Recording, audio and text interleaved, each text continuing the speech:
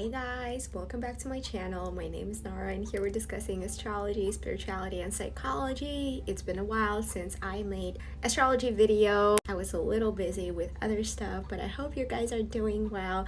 And in this video, I do want to talk about Scorpio and the 8th house, Pluto. Since it's Scorpio season, I feel like Scorpios deserve a little more content, and I'm sure like there's YouTube and TikTok filled with scorpionic content, but I do want to contribute as well. This video is going to be about the 8th house, Scorpio energy, Pluto, what it is, especially for those who have huge scorpionic placements, Pluto aspects with personal planets such as moon, sun, and stuff like that. It's very important because you need to understand the 8th house and how it affects you, area of life it represents, what it means, and all of that stuff, because 8th house is the least understood along with the 12th.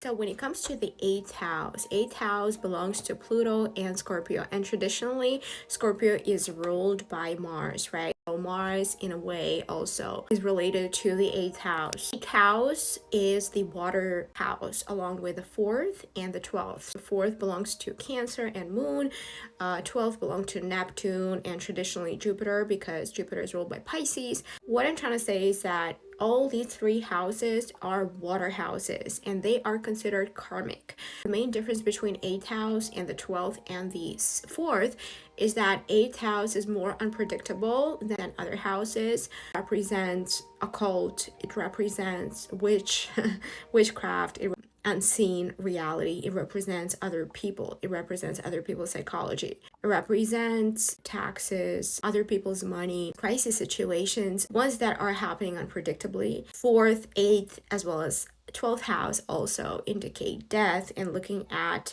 planets, aspects, we can identify how you're gonna die. Pluto rules the 8th house, and Plutonic energies are very intense. Out of all water signs, Scorpio has more piercing gaze on the world. Seeing the motivation of other people, that's what creates that intensity, because they feel more than others and they feel more than just Pisces and Cancer, which is also intuitive, but Scorpio just gets to the very root cause, the main motivation of everyone around them. And it's not easy to trust other people because Pluto is trust issues, Scorpio trust issues. 8th house also represents trust issues, but I'll tell you, because Scorpios, they do feel, and not only Scorpios, sun, it can be moon, it can be main aspects with Pluto, it can be big placements in the 8th house. You carry a lot of scorpionic energy. You should realize this before we even say like, I'm not Scorpio sun. It's not about your sun. It's not about just moon. It's about other indicators as well. Although having personal planets, it does add more impact onto those traits you have. The thing is that when they meet other people, they just like have this sense, they can feel what others can't feel. They can't even explain it to themselves. It makes them feel some type of way because they understand the motivation of another person. Because remember, 8th house is other people's money, in general, other people. 8th house has an axis, right, with the 2nd house, which is Taurus, which is the complete opposite. It's not other people, it's me. It's not other people's money, it's what I have. It's my personal possessions. It's not death, it's living. It's not death of the 8th house, it's material world, 3D. What do I have right now?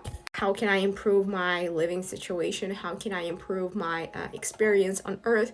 Whereas 8th house is death, not only like death on a physical level, but psychological. It's also feeling astral planes, feeling subliminal shit basically that can affect your consciousness big time. That's why Scorpios are very observant of other people and they may come off secretive, but honestly why they come off as such is because they feel shit that other people don't feel. You may smile to them, big scorpionic placements people, but they're not sold on your smile. They're not sold on your niceness, on your people pleasing, if they feel something is off about your motivation. And then they will get intense about it. That's where the trust issues come from. Do you want to add on to the axis? The 8th house represents other people. Then the 2nd house represents me. What do I have? It belongs to Taurus, whereas 8th house belongs to Scorpio, right? Now, I want you to understand this. If you have huge placements of any of these signs or houses or the planets that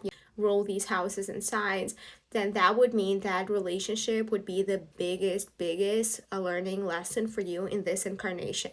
How much can you blend, dissolve with the other person? How much can you share what you have with the other person? And how much can you get out of your comfort zone for another person? They will try to get you outside of your comfort zone. Whoever has these placements of these two signs, main lesson is to learn how to share with another, because 8th house is other people and 2nd house is me.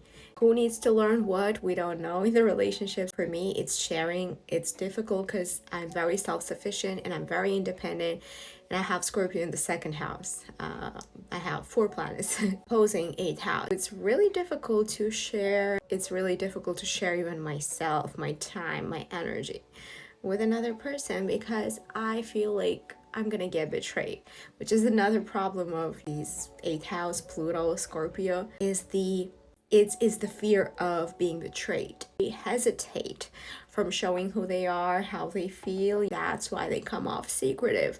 But understanding that these things need to be integrated. Otherwise, you'll find yourself in a very unhappy position, being alone, which is not a big deal. Like, I'm happy alone, but honestly, there's another person who loves you and truly wants to be with you, and then you're just sabotaging because of these unconscious programming. If it's going to be difficult to be fulfilled in relationship, making another video about Scorpio rising and having Taurus on the descendant. I covered Pluto aspects. I do want to cover Mars aspect. Guys, please let me know what you think and if this resonates, and I will see you in my next video. Bye, y'all.